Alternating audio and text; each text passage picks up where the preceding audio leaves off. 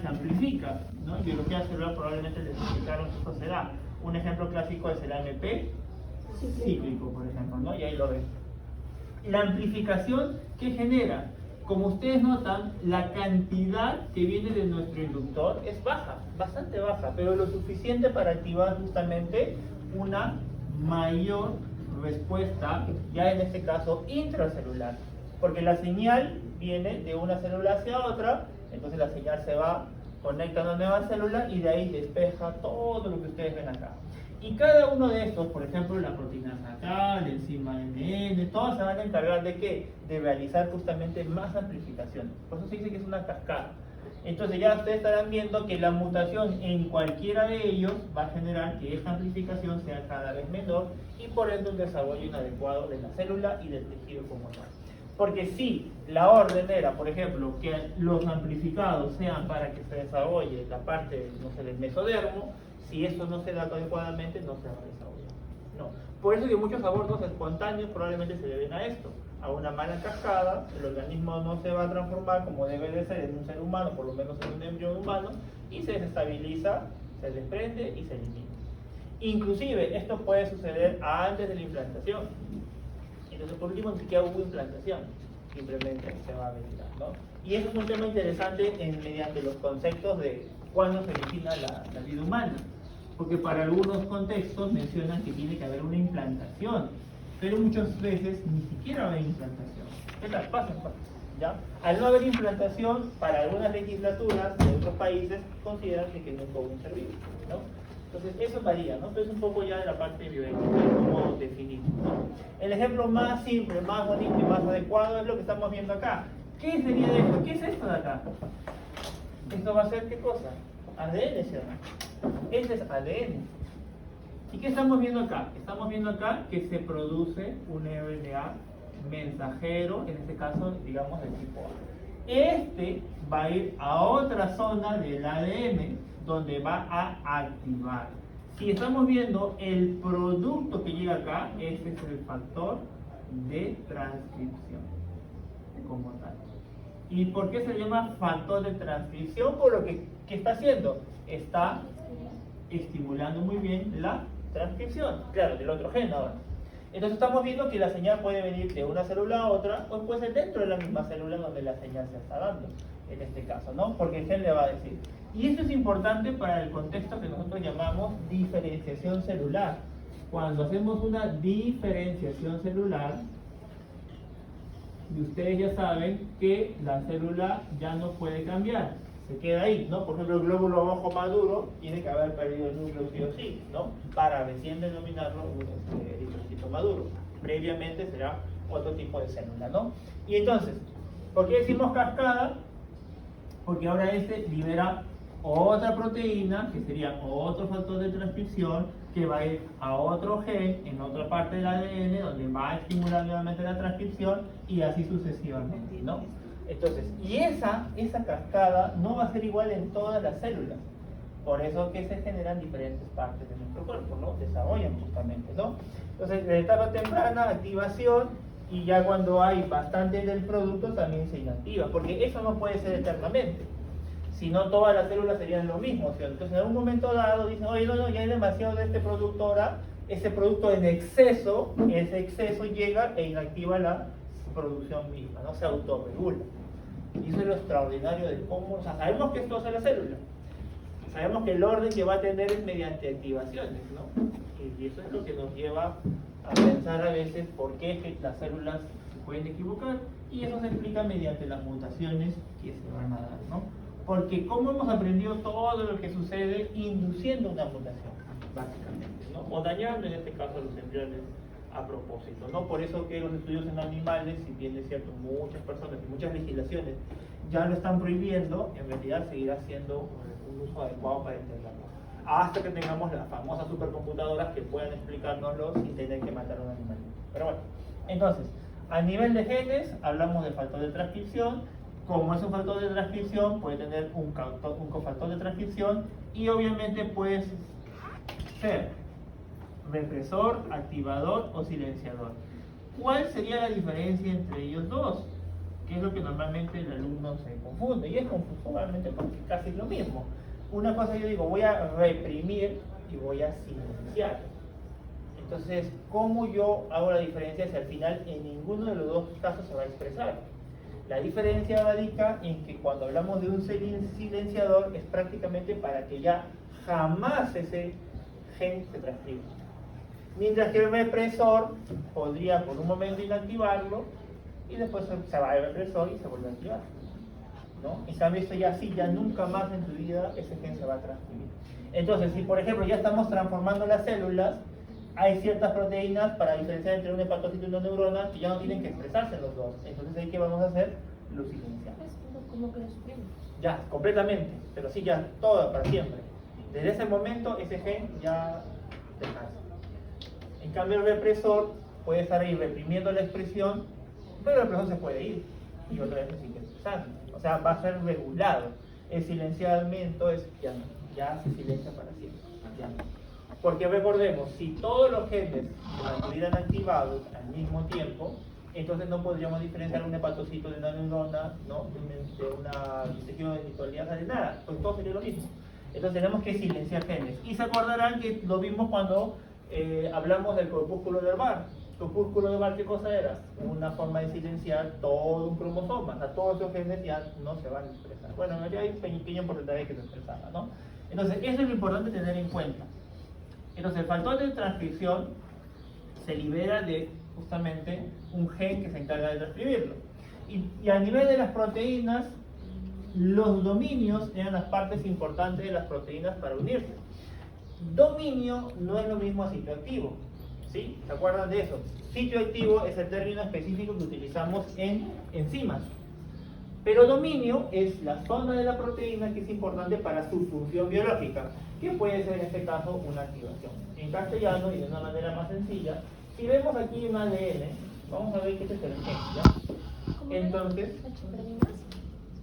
ya, pero las proteínas acompañan a la proteína, obviamente, la acompañan y la protegen. En este caso me refiero a, en un gen, ¿se acuerdan que había una zona que se lesiona?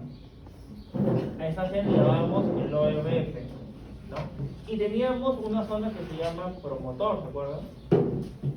¿Ya? Entonces, ¿qué pasa? Si yo, por ejemplo, tengo una proteína y este es el dominio, entonces, en este caso, este dominio no va a hacer un proceso enzimático. Este dominio sirve simplemente ¿para qué? Para unirse aquí y activar la transcripción o la va a reprimir, dependiendo de la función de este factor de transcripción, ¿no? Entonces, no está haciendo un corte, no está transformando algo, no es una actividad enzimática, eso es lo que tienen que acordarse. Es una proteína básicamente para regular. Entonces, por eso que es una función muy importante. Y los motivos de la estructura pues, compleja que tiene esta proteína básicamente y que llega a interactuar con las secuencias génicas. Entonces, por ejemplo, acá vamos a tener, voy a ponerlo de dos colores y de dos formas diferentes. Por ejemplo, 3 dominios. ¿Ya? Acá hay 3 dominios, pero los 3 formando la estructura compleja pueden unirse ahora sí a la zona regulatoria del gen. Y en ese caso ya estamos hablando de motivo, ¿no? O motif, lo van a encontrar también en inglés.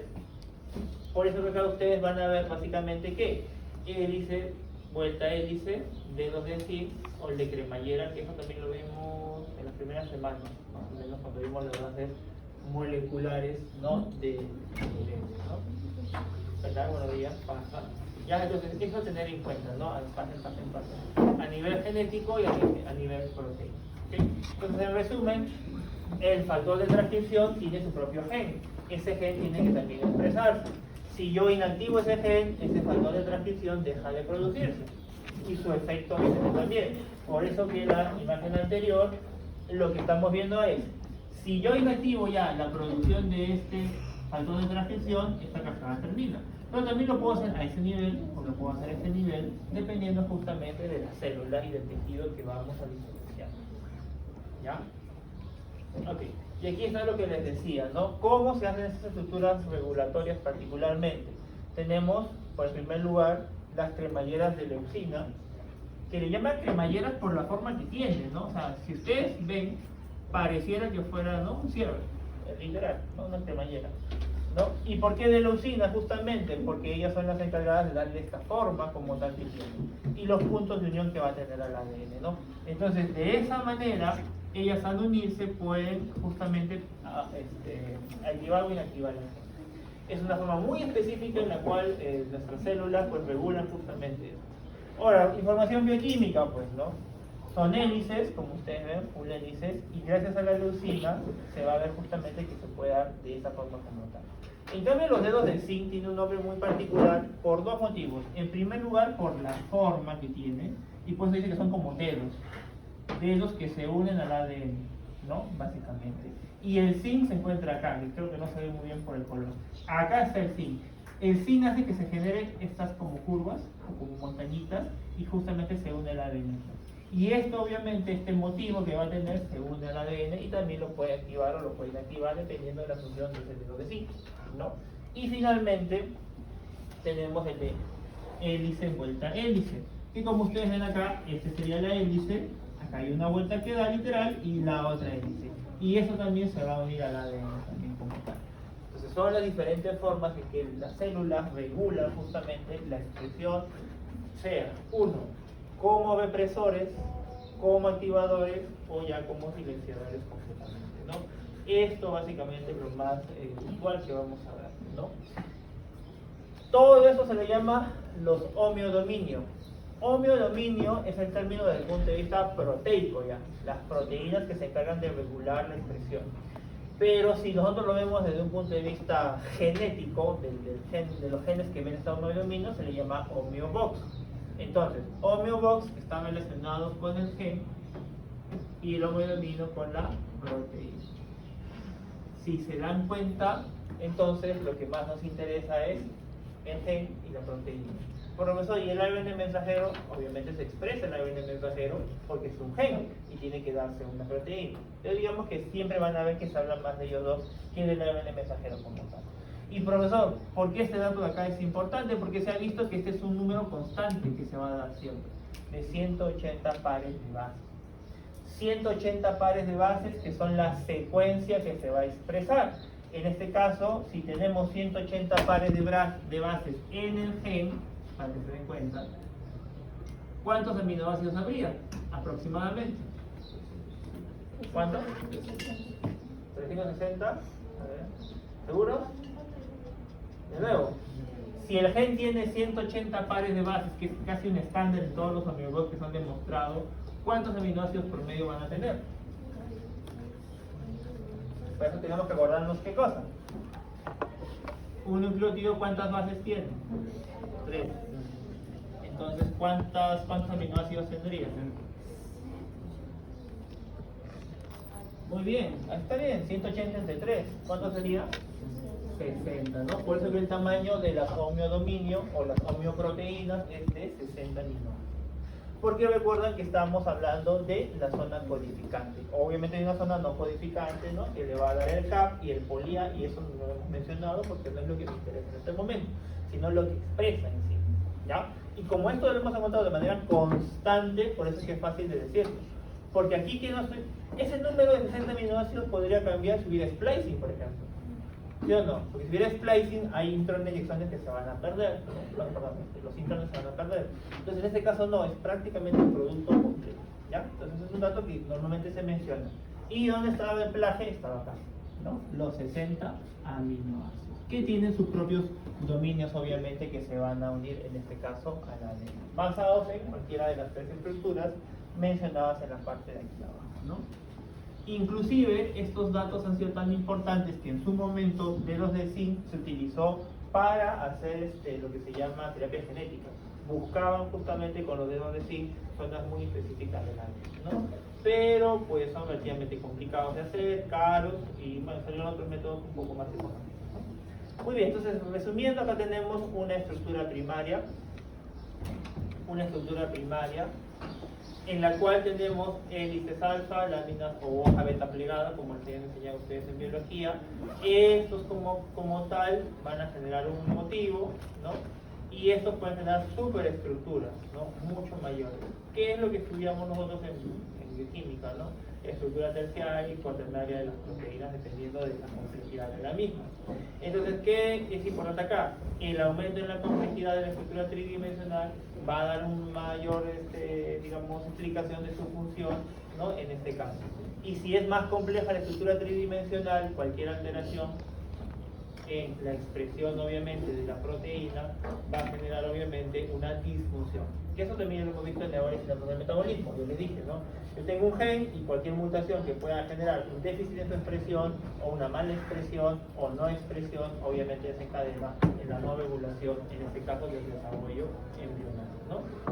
Y aquí está de manera bastante resumida, ¿no? Genes homeóticos, genes host o genes PAX. Y bueno, hay otro que no lo vamos a mencionar tanto, ¿no? Dentro de los genes Box, por ejemplo, tenemos TBX, que hay de 180 hasta 200 aminoácidos, son mucho más grandes. Los dedos de zinc, por ejemplo, ¿dónde atacan? A los genes SOX, por ejemplo, y al WT1, que lo vamos a ver más adelante porque es importante que es relacionado a los supresores de tumor, ¿no? Y esos están relacionados con la determinación del sexo, inclusive, y aquí con los riñones y las gónadas, ¿no? Porque vamos a ver que el WT1, el SOX9, ¿no? Están relacionados con el sexo. Y ahí está. Ahora, ¿quién estudió todo eso? ¿Cómo se inició ese estudio? ¿Y por qué siempre vuelvo a mencionar un poquito de historia? Así como habíamos hablado de peces y ratones para estudiar los que son los teratógenos, nosotros nos dimos cuenta que en insectos esto pasaba. Ya se había visto en seres humanos. O sea, la historia de la humanidad relata en muchas culturas de anormalidades en el nacimiento. Pero desde el punto de vista científico se comenzó a estudiar cuando vieron que una mosquita, donde tenía que tener acá justamente sus antenitas, aparecen dos patitas. Es decir, esto es básicamente como ven acá, miren, estas serían las antenas, pero en lugar de antenas le creció patas. Entonces las células que debieron transformarse en antena por una mala cascada generaron una pata. Porque el organismo no genera algo que no existe. O sea, no puede generar algo nuevo.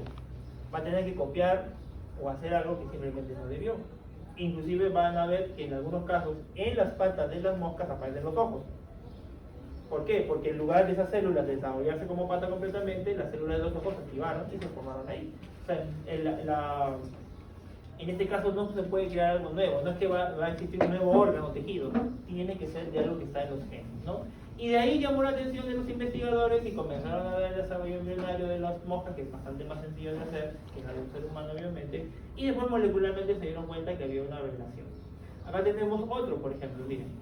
Normalmente las moscas tienen un único tórax. Ellos tienen cabeza, tórax y este se le llama abdomen, ¿no?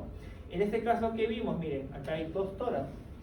Por eso acá ven una zona, acá ven la segunda y por eso tiene 4 alas cuando debió tener solamente 2. Ahora usted dirá, profesor, que chévere, que tiene 4 alas, vuela más rápido. No necesariamente. No necesariamente te da. Imagínense, si ustedes tuvieran 4 brazos, ¿vivirían mejor? No necesariamente.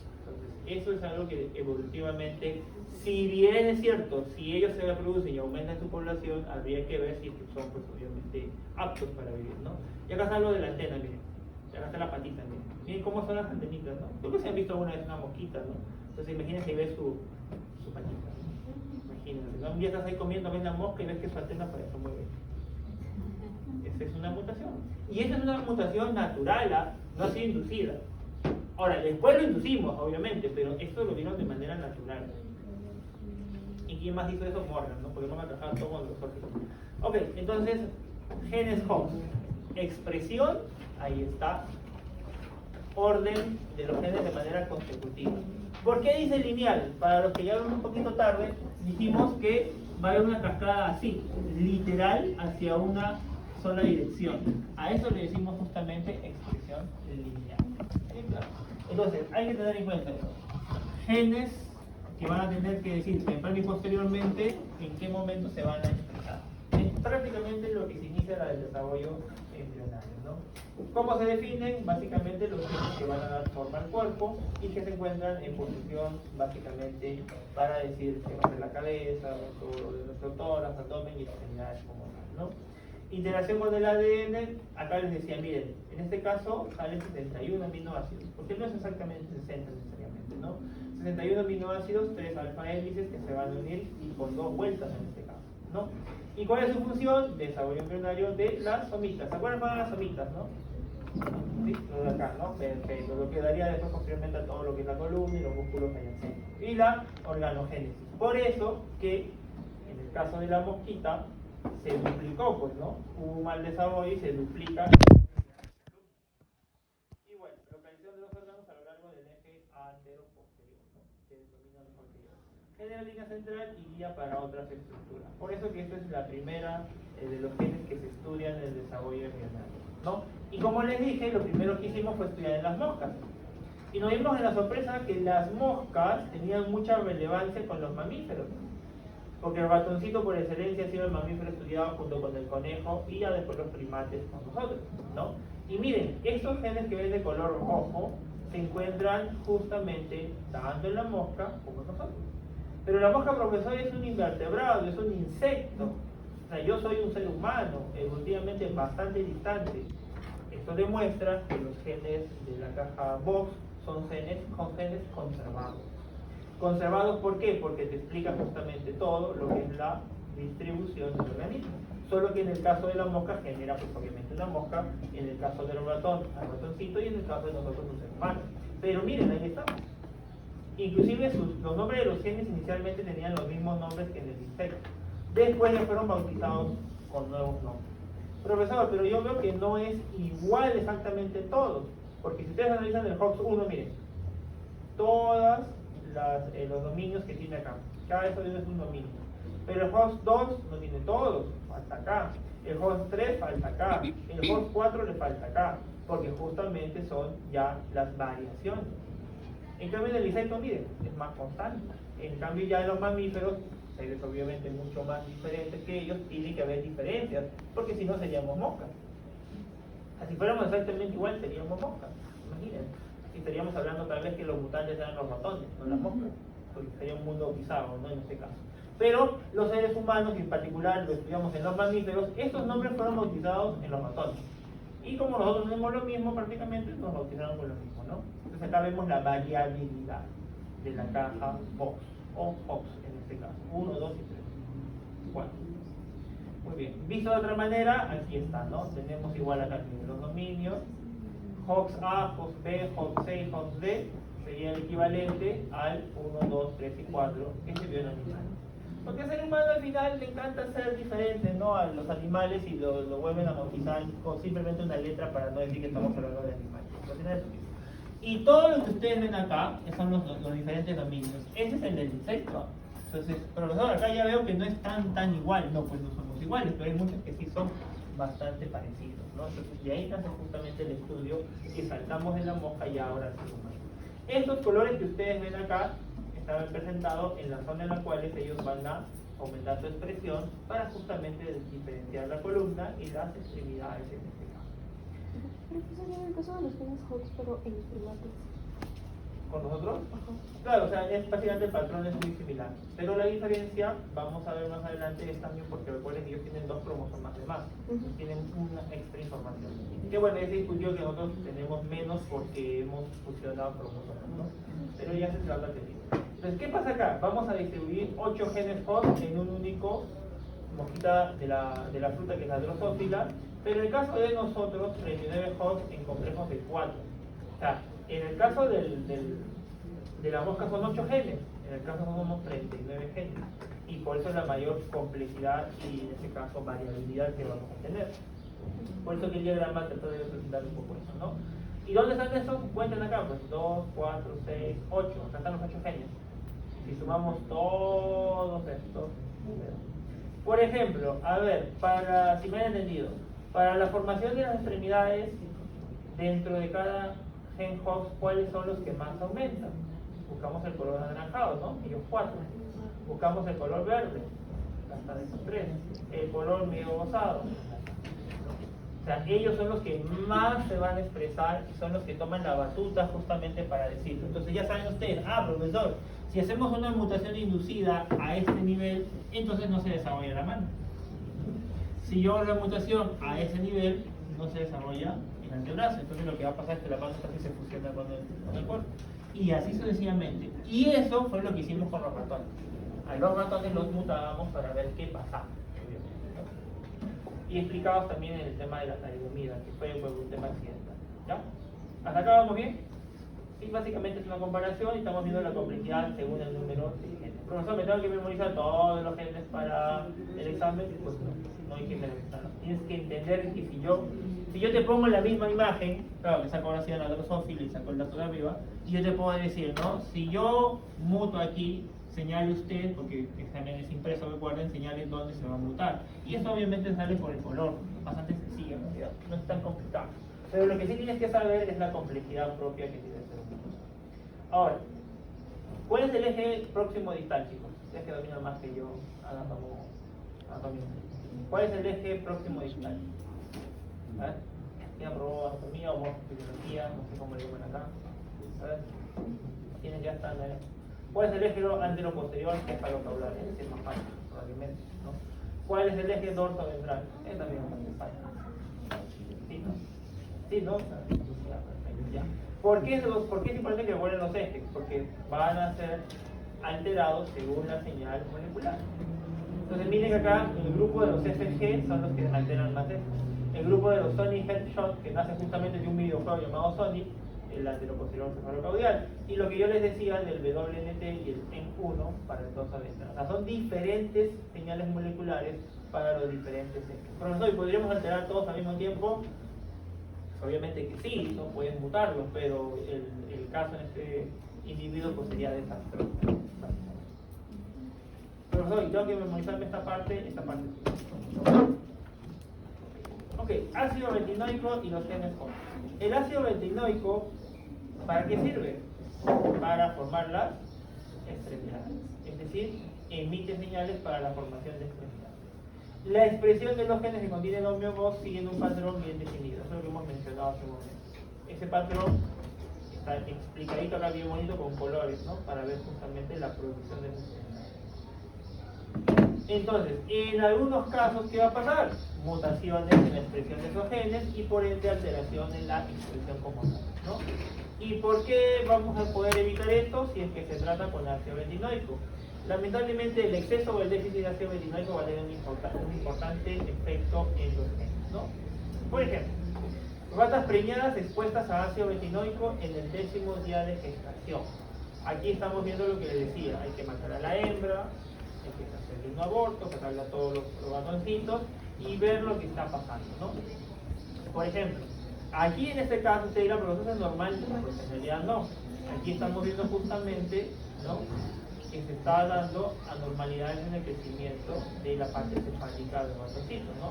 Acá le han dado ácido retinoico y acá vamos a ver justamente que se da, ¿no?, estas protuberancias, básicamente aquí, ¿no? En cambio, en el otro caso también le dan ácido retinoico y van a ver que en este caso, miren, hay como si fuera casi un labio leporino, aparte de las protuberancias que se vieron acá, ¿no? Entonces el ácido retinoico, según el día de gestación que se le da y la cantidad que se le da, pues ahora genera un efecto teratogénico, ¿no?, y un mal desarrollo.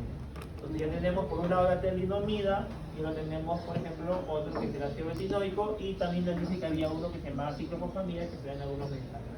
Por eso cuando las personas, bueno, en realidad la mujer va con la pareja a preguntar qué medicamentos puedes tomar, la idea es no darle nada, porque la idea es evitar algún tipo de daño. No todos los medicamentos tienen estudio teratogénico. Ojo, recuerden, no todos. Por eso es que es importante tener en cuenta que hay medicamentos que mejor es evitarlo lo más posible, ¿no? Entonces, pueden hacer caso de extremidades súper desarrolladas o extremidades no desarrolladas. Pero en estos casos que ya son predecibles mediante la ecografía, ¿no se puede realizar abortos inducidos? Ah, es que en el Perú no se puede, ese es el problema. En Perú no pueden hacer eso. Porque en Alemania, por ejemplo, lo realizan con normalidad. Bueno, Otros países, en general sí, claro. Y ahí donde entran también ustedes en unos años cuando les pregunten, ¿no? Ya tendrán que hacer el debate ético, moral, científico de si es que se puede hacer eso o no, ¿no? Porque al final, si la madre dice, no, pero doctora, pero va a vivir, bueno, sí, va a tener, ¿no?, una normalidad, pero va a vivir, yo que nazca, ¿no? En realidad va a ser o no la decisión de la madre, pero basados en la evidencia científica. Pero tengo entendido que en los casos de anencefalia, cuando los niños nacen sin cerebro, sí se puede dar un aborto. Claro, es que eso es porque bueno, el individuo va a nacer por Y va a unos morir, minutos nada va a más. morir. Ya, pero igual la legislación peruana tiene que pasar un comité de médico y explicar el caso, ¿no? Para recién poder hacerlo, claro. O sea, no es que ya la mamá dice, bueno, no, ya está, ya. Inclusive en algunos casos puede que la madre diga que sí, yo quiero, y los médicos dicen como juntan, ¿no? Viendo todo el caso, no saben qué es mejor inducir el aborto. Entonces, ahí ya viene el tema, por eso digo, ético, filosófico, científico y moral, de cómo lo, y legal, de cómo lo vamos a explicar al final. Porque el problema del Perú, por así decirlo, cuando mencionan esa famosa frase de echarle leche a la trampa, es cuando dijeron, por ejemplo, de la eutanasia, ¿no? Que deberíamos tener acá la opción de la eutanasia. Entonces ya salieron varios alarmistas, que en parte tienen razón, que yo puedo decir, mi papá y mi mamá están enfermos, no hablan, están muy mal, es mejor que descansen, yo hablo por ellos. ¿Y por qué? Porque quiere heredar todo. En el caso que ella quiere dar, obviamente, en el caso que no. Entonces, lamentablemente en el Perú mucho se piensa en la desconfianza. Entonces, sin ofender cultura ni nada, pero es un tema de confianza. ¿Qué es lo que está pasando ahorita con las armas? Porque qué casualidad que hace tan solo menos de un mes nos han autorizado puentes cañanos. Y miren lo que está pasando ahorita, se están matando entre delincuentes. Yo dudo que sea casualidad. O sea, el gobierno ya sabía que esto iba a pasar. Es mi opinión completamente personal, ya porque nada. Pero yo veo que no, para mí no existe la casualidad de algunas cosas. Esto es algo causal. Porque hasta hace poco no podías defenderte, te ibas preso. Ahora te puedes defender. Mucho comienzan más ataques, interpelados y extranjeros. Como que, qué casualidad, ¿no? Y me recuerdo una película que vi hace tiempo, por eso digo que no me parece casualidad. Anyway, volviendo al clase, antes que no termine la universidad. Y entonces, vamos a tener acá dos grupos de genes Fox, el sexo estricto y el sexo lato. ¿Cuál es la diferencia en sí? Porque ambos son genes Fox, ¿no? En primer lugar, las posiciones y los tipos. El que vimos acá, recuerden, la denominación para el caso del ser humano es Fox A, B, C y D. Se iniciaron los estudios en animales y por eso van a ver que a veces entre paréntesis colocan esto en algunos libros o en algunas páginas de internet, ¿ya? Pero esta es la numeración, digamos, a nivel mamífero. Pero el ser humano, que siempre se cree diferente, acá está. Lo que ven acá al costado son el número de cromosomas, el cromosoma que está envuelto, por si acaso, ya. Estos de aquí, esos 4, son los genes Fox en sentido estricto. Son los que inicialmente se estudiaron, los distribuidos como han visto en diferentes cromosomas, y son los que dan identidad de las familias, o sea, todo lo que es la familia, ¿ya? Por eso que digamos son los históricos, los primeros, los entendidos por Drosophila, después por los ratones y aplicados en ser humano. Los genes Fox de sentido o senso lato, básicamente nos involucra que otro grupo de genes, miren, otro grupo de genes, pero que no están viendo la parte, ¿no?, del eje de la columna, sino básicamente a nivel vascular y renal. Por eso la nomenclatura no es para nada igual. Estos se bautizaron mucho después, ¿no? Y por eso se diferenciaron. Pero después se dieron cuenta que todos formando un solo grupo como genes Fox. Pero de una manera ya, digamos, ordenada o separada, ¿no? La parte estructural del eje, que es lo que ustedes ven acá. Por eso que acá resaltan con los colores el eje. Pero la parte renal y vascular, ya para el otro grupo de genes Fox de sentido o senso lato, ¿no? Que lo tenemos como por ejemplo acá, ¿no? Q1, GAS, X y PRX. ¿Okay? Ahora, profesor, ¿y qué pasa? Porque usted me ha dicho Fox A, B, C y D. Perfecto, profesor, pero yo veo que acá hay números al costado de cada letra. Entonces, lamentablemente tengo que decirles que, si bien es cierto, tenemos A, B, C y D, ¿qué tenemos acá? Subtipos y variedades de cada uno de ellos. Por eso que cada numeración es distinta. Entonces, como por ejemplo, acá está, el Fox A,